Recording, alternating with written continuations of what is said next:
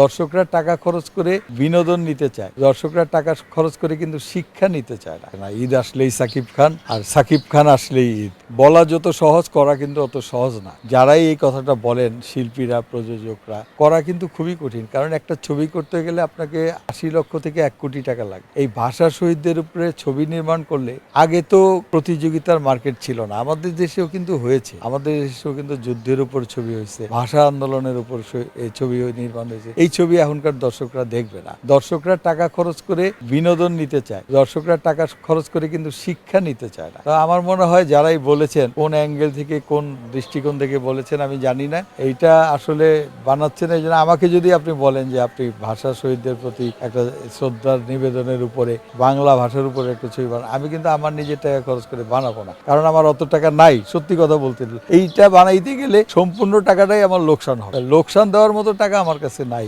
সেক্ষেত্রে হ্যাঁ, সরকার যদি মনে করেন যে এগুলি দরকার আছে, এখনকার প্রজন্মকে শিক্ষা দেওয়ার জন্য এগুলি দরকার আছে, তখন সরকারি বিনিয়োগে যদি কেউ সিনেমা বানান, সেই ক্ষেত্রে এটা সম্ভব। আজকে শহীদ ভাষা দিবস। আমরা এই বাংলা ভাষার জন্য আমাদের শহীদরা প্রাণ দিয়েছেন। আজকে সেই 21শে ফেব্রুয়ারি। আজকে শহীদদের প্রতি আমরা বাংলাদেশ চলচ্চিত্র প্রযোজক পরিবেশক সমিতি এবং আমাদের বাংলাদেশ ফিল্ম ক্লাব লিমিটেডের পক্ষ থেকে আমরা শ্রদ্ধা নিবেদন করেছি। আমাদের প্রযোজক সমিতির নেতৃবৃন্দরা ছিলেন সাবেক, এবং আমাদের ফিল্ম ক্লাবের নেতৃবৃন্দরা ছিলেন। আমরা এফডিসিতে তাদের প্রতি শ্রদ্ধা জানিয়েছি। আজকে শহীদদের প্রতি শ্রদ্ধা জানানো, এটা আমি মনে করি যে প্রতিটি বাংলা ভাষার মানুষের প্রতি, বাংলাদেশের মানুষের প্রতি দায়িত্ব।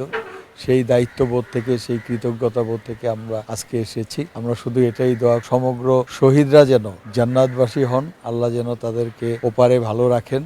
সাকিব খান মানেই তো ঈদ, এটা তো বলার কোনো অপেক্ষা রাখে না। ঈদ আসলেই সাকিব খান, আর সাকিব খান আসলেই ঈদ। আমি চাই, একটা কথাই বলবো, যে সবার ছবি ভালো যাক, সব প্রযোজকদের ছবি ভালো যাক, কোনো প্রযোজক যেন লস না করে, ক্যাপিটাল লস না করে, সব প্রযোজক যেন ব্যবসা সফল হয়, সব ছবি যেন ব্যবসা সফল হয়। সাকিব খানের ছবি সহ সব প্রযোজকের জন্য এটাই আমার বলা এবং চাওয়া।